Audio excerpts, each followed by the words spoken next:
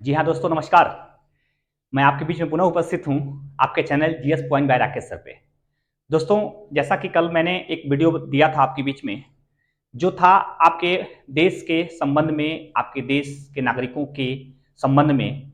तो दोस्तों, उसकी कड़ी को और मैं मजबूत करने के लिए, उस प्लेटफॉर्म को और बेहतर करने के लिए मैं आपके बीच में एक ऐसा वीडियो लेकर आ रहा हूं कि पहले उसमें आप समझें कि नागरिकता के अंतर्गत कौन ऐसी समस्याएं हैं टेक्निकली, जिसके वजह से एक विदेशी व्यक्ति के सामने भारत में रहते समय नागरिकता को लेकर चुनौती उत्पन्न हो सकता है, और एक भारतीय व्यक्ति विदेश की नागरिकता लेने के दौरान या लेने के बाद भारत में उसे किस प्रकार की चुनौती का सामना करना पड़ सकता है।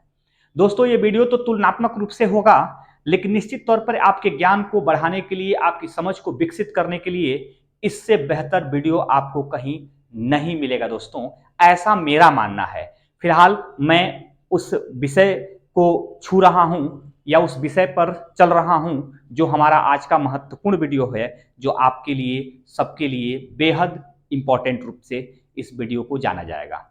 दोस्तों, मैं आज भारत के नागरिकता के संबंध में पार्ट 2 को लेकर आया हूं दोस्तों। और दोस्तों, मैं बात कर रहा हूं आज हमारे देश के राष्ट्रपति के पद को बनने के लिए, राष्ट्रपति के पद पर पहुंचने के लिए दो भारत के ऐसे शख्स जो आपके बीच में हैं, काफी पॉपुलर हैं, सब लोग उनको जानते हैं, हर समय लगभग चर्चा में रहते हैं, लेकिन उनकी नागरिकता को लेकर उनके साथ कुछ ऐसी समस्याएं हैं जिसको लेकर आज आप समझेंगे कि उनके साथ क्या हो सकता है यदि उनको भारत के राष्ट्रपति के पद को प्राप्त करना है। दोस्तों, मैं बता दूं कि वो व्यक्ति है जिसमें एक का नाम है सोनिया गांधी। आप सबको मालूम हो गया होगा कि एक व्यक्ति उसमें से जो चर्चित व्यक्ति हैं उनका क्या नाम है। उनका नाम है सोनिया गांधी। और दूसरा चर्चित व्यक्ति जो है, जिनके बारे में मैं बताने जा रहा हूं आपको, वो है अक्षय कुमार। वो अक्षय कुमार हैं जिनको सब तरह के लोग जानते हैं, हर वर्ग के लोग जानते हैं, और ये दोनों लोग काफी बड़ी सेलिब्रिटी हैं और हर लोग इनको जानते हैं। लेकिन दोस्तों, इसमें एक समस्या है कि इन दोनों के साथ अलग अलग प्रकार की नागरिकता का जो है कि अंतर है, और उसी को लेकर मैं यह बताने का प्रयास करूंगा कि भारत का कौन ऐसा व्यक्ति है जो राष्ट्रपति के पद पर नहीं पहुंच सकता है या फिर राष्ट्रपति का पद प्राप्त कर सकता है। नागरिकता होने के साथ या नागरिकता नहीं होने के साथ कौन सी समस्याएं होती हैं, इन बिंदुओं को मैं छूने का आपके सामने प्रयास करूंगा। पहले दोस्तों, मैं बता दूं कि ये दोनों शख्स कहाँ के रहने वाले हैं, कहाँ इनका आवास है, और कहाँ इनका निवास था, और कहाँ की नागरिकता इनके पास है। तो दोस्तों, मैं सोनिया गांधी और अक्षय कुमार जी की तुलना करते हुए आपको बताऊंगा कि दोस्तों, पहले ये बता दूं कि सोनिया गांधी के पास भारत की नागरिकता है।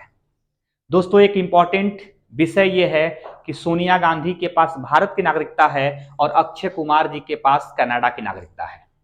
दोस्तों, यहां आपको आश्चर्यचकित लग रहा होगा कि एक अक्षय कुमार जिन्हें कंप्लीटली आप भारतीय स्वरूप में देखते हैं, लेकिन मैं आपको बता दूं कि अक्षय कुमार भारत के नागरिक न होकर वो कनाडा के नागरिक हैं, और जिनके बारे में विदेशी होने की खबर दी जाती है वह कोई विदेशी अब महिला न होकर अब वो भारतीय महिला है। दोस्तों, मैं यह भी बता दूं कि वो भारत की नागरिकता 1983 में प्राप्त कर चुकी हैं सोनिया गांधी, जबकि अक्षय कुमार जी भारत की नागरिकता को छोड़कर कनाडा की नागरिकता को सन 2011 में प्राप्त कर ले चुके हैं। दोस्तों, एक अपने आप में काफी अंतर है, और बेहद ढंग से आप इसको समझ सकेंगे कि क्या इस वीडियो में जो आगे की बातें हैं वो आपको कितना समझाने में सफल हो पा रही है। दोस्तों, अगर थोड़ा सा इनके जीवन चरित्र, बड़ी सेलिब्रिटी हैं, इनको बताने में भी अच्छा लगेगा और आपको जानने में भी ज्यादा रोचक महसूस होगा, इसलिए मैं थोड़ी सी इनके जीवन के जो है कि यात्रा को लेकर मैं आगे बढ़ूंगा। दोस्तों, मैं बता दूं कि सोनिया गांधी का जो पहले का नाम था, जो पुराना नाम था, वो सोनिया माइनो था। दोस्तों, ये नाम इटली में एक क्रिश्चियन नाम है, जो जब वो इटली में अपने देश रहती थी उस समय की इनके नाम का उपयोग सोनिया माइनो के रूप में किया जाता था। जबकि अक्षय कुमार जी जो भारत में थे, जब फिल्मी दुनिया से पहले अपनी यात्रा को कर रहे थे, अपने जीवन यात्रा को आगे बढ़ा रहे थे, उस समय उनका नाम था राजीव हरिओम भाटिया। दोस्तों अक्षय कुमार जी का पुराना नाम है राजीव हरिओम भाटिया। फिर मैं बात करूं इनके जन्म के को लेकर, तो सोनिया गांधी का जन्म 9 दिसंबर 1946 9 दिसंबर 1946 को हुआ था।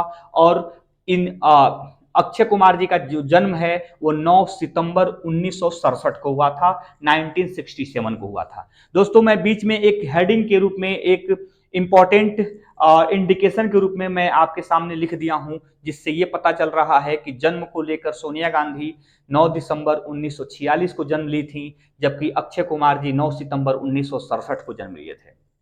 दोस्तों मैं बता दूं कि ये कौन सा स्थान था जहां इन लोगों का जन्म हुआ था। तो दोस्तों ये जो सोनिया गांधी हैं, लुसियाना बेनेटो इटली की रहने वाली थी। इनका जन्म उसी जगह पे हुआ था, जबकि अक्षय कुमार जी अमृतसर पंजाब और भारत में जन्म लिए थे। दोस्तों इसी प्रकार से शादी की बात अगर हो तो शादी एक रोचक परिस्थितियों की जो है कि अवसर होते हैं, और एक सुहाना अवसर होता है किसी के जिंदगी में। अगर उसकी उस बिंदुओं को लेकर दोनों लोगों के बीच में बात करूं, तो सोनिया गांधी की जो शादी हुई थी वो 1968 में हुई थी। दोस्तों सोनिया गांधी की शादी 1968 में हुई और वो राजीव गांधी जी के साथ हुआ था। दोस्तों अगर अक्षय कुमार जी की बात की जाए, तो अक्षय कुमार जी की जो शादी है वो 2001 में हुई थी और ट्विंकल खन्ना के साथ हुई थी। दोस्तों ट्विंकल खन्ना एक भारतीय फिल्म के एक्ट्रेस हैं और राजीव गांधी जी एक भारत के राजनेता थे। दोस्तों अगर इन दोनों से इनके पुत्र और पुत्रियों की प्राप्ति की बात करें, तो दोनों के पास एक लड़का और एक लड़की हैं। मैं बता दूं कि सोनिया गांधी और राजीव गांधी जी से जो पुत्र हैं उनका नाम है राहुल गांधी, और उनका जन्म 1970 में हुआ था, जबकि उनकी पुत्री हैं प्रियंका गांधी, जिनका जन्म 1972 में हुआ था। 2 साल के अंतर में ये राजीव गांधी और उनकी बहन प्रियंका गांधी जी का जन्म हुआ। और अगर अक्षय कुमार के बच्चों के संबंध में बात करूं, तो इनके पास भी एक लड़का और एक लड़की है। उनके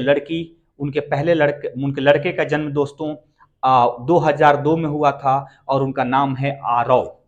दोस्तों आरव का मतलब ज्ञान होता है, बुद्धिमान होता है। और उनकी पुत्री का जन्म जो है, उनकी बेटी का जन्म 2012 में हुआ था, और इनका नाम है नितारा। दोस्तों नितारा का मतलब होता है सखा, नितारा का मतलब होता है मित्र, नितारा का मतलब होता है दोस्त। तो फिर अब इस देखा जाए कि इनका पेशा क्या है इन दोनों लोगों का, तो पेशा है सोनिया गांधी जी का राजनीति।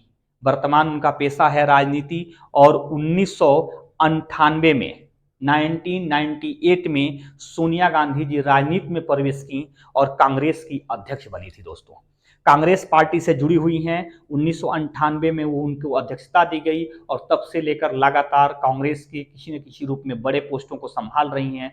फिलहाल 2019 से उनके पास पुनः अध्यक्षता है। लंबे दिनों तक अध्यक्ष रहने का उनके पास रिकॉर्ड है। स्वतंत्र भारत में कांग्रेस का, या पूरे भारतीय कांग्रेस के इतिहास में सबसे लंबे दिनों तक किसी ने अध्यक्षता की है तो वो सोनिया गांधी जी की है। दोस्तों अगर बात किया जाए पेशा को लेकर अक्षय कुमार जी की, तो अक्षय कुमार का पेशा है फिल्म जगत। फिल्म उनका पेशा दोस्तों, उनकी पहली फिल्म 1991 में आई थी दोस्तों, और उस फिल्म का नाम था सौगंध। तो दोस्तों ये दोनों बड़े सेलिब्रिटी हमारे बीच में इसलिए ज़्यादा पॉपुलर रहते हैं क्योंकि इनका एक तो पेशा बड़ा है, और दूसरा ये खुद भी बड़े लेवल पर पहुंचने वाले लोग हैं। दोस्तों मैं बताऊं कि ये दोनों लोगों की व्यक्तिगत जानकारी थी, और मैं अब वो चीज़ बताने जा रहा हूं जो हमारे नागरिकता से संबंधित विषय है। मेरा अगला नीचे का पॉइंट है वो राष्ट्रपति पद, जिस पर दोनों लोगों को पहुंचना है, और हमें यह जानना है कि दोनों लोग क्या राष्ट्रपति का पद धारण कर सकते हैं या नहीं कर सकते हैं। तो दोस्तों मैं बता दूं कि भारत के राष्ट्रपति के पद या किसी संवैधानिक पद के लिए क्या व्याख्या दी गई है, और कौन व्यक्ति इस पद को धारण कर सकता है। दोस्तों मैं बताऊं कि भारत में राष्ट्रपति तक पहुंचने के लिए ये कहा गया है कि जो व्यक्ति भारत में जन्म लिया होगा, अगर उसके पास भारत की नागरिकता होगी, वो भारत का राष्ट्रपति बन सकता है। दोस्तों भारत में यह भी कहा गया है कि जो भारत के नागरिकता प्राकृतिक रूप से प्राप्त कर लिया है, अर्थात उसका जन्म भारत के बाहर कहीं हुआ है, और वो भारत में रहते हुए भारत की नागरिकता प्राप्त कर लिया है, वह भी भारत का राष्ट्रपति बन सकता है। बशर्ते अंतर इस बात की है कि उस व्यक्ति के पास नागरिकता होनी ही चाहिए दोस्तों। तो इस मामले में अगर अमेरिका की बात करें सो थोड़ा सा तुलनात्मक रूप से, तो अमेरिका में अमेरिका की धरती पर जन्म लेने वाला व्यक्ति ही अमेरिका का राष्ट्रपति बनेगा। अमेरिका से बाहर का जन्मा हुआ व्यक्ति यदि अमेरिका की नागरिकता लेता है तो नागरिकता लेने के बावजूद भी अमेरिका का राष्ट्रपति का पद धारण नहीं कर सकता है।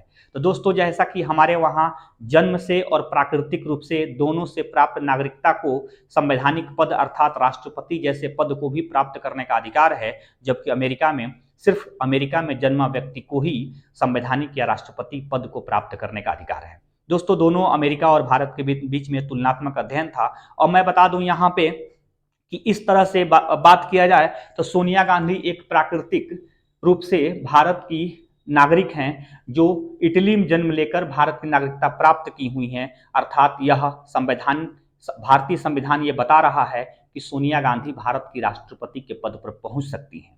जबकि दोस्तों मैं बता दूं कि भले ही अक्षय कुमार जी हमारे देश में जन्म लिए हुए हैं, लेकिन उन्हें अगर उनके पास अगर भारत की नागरिकता होती तो वह भी भारत के राष्ट्रपति होते। लेकिन फिलहाल भारत में जन्म लेने के बावजूद भी उनके पास इस समय भारत की नागरिकता नहीं है। 2011 में भारत की नागरिकता को त्याग कर और कनाडा की नागरिकता को प्राप्त कर लिए थे। तो यह कहा जा सकता है कि अक्षय कुमार जी इस समय कनाडा के नागरिक हैं। अतः भारत के नागरिक न होने के नाते भारत का संविधान उन्हें राष्ट्रपति बनने की इजाजत नहीं दे रखता है। तो दोस्तों, ये वीडियो इस विषय को समझाने के लिए था कि कैसे कोई व्यक्ति भारत का राष्ट्रपति बन सकता है। अगर विदेश से आया हुआ व्यक्ति भारत में रहता हो तो तभी राष्ट्रपति बन सकता है जब भारत की नागरिकता को ग्रहण कर लिया हो। और अगर भारत में जन्मा हुआ व्यक्ति भारत में जन्म लेने के बावजूद भी भारत की नागरिकता को त्याग कर दुनिया के किसी देश की नागरिकता को ले लिया हो तो भारत का राष्ट्रपति नहीं बन सकता है। दोस्तों, ये वीडियो तुलनात्मक रूप से कैसा लगा आप जरूर हमको बताइएगा। हम आगे की नागरिकता की पार्ट 3 को आपके बीच में लेकर पहुंचेंगे। निश्चित तौर पर रोचकता के द्वारा आपको बताई जाएगी कि हमारी नागरिकता के संबंध में क्या क्या व्याख्या है और संविधान ने बदलाव के साथ क्या हमें अधिकार नागरिकता को लेकर दे रखा है। आगे की वीडियो हम निश्चित तौर पर आपके बीच में जल्दी लेकर आएंगे। आपको वीडियो देखने के लिए बहुत बहुत धन्यवाद। Thank you.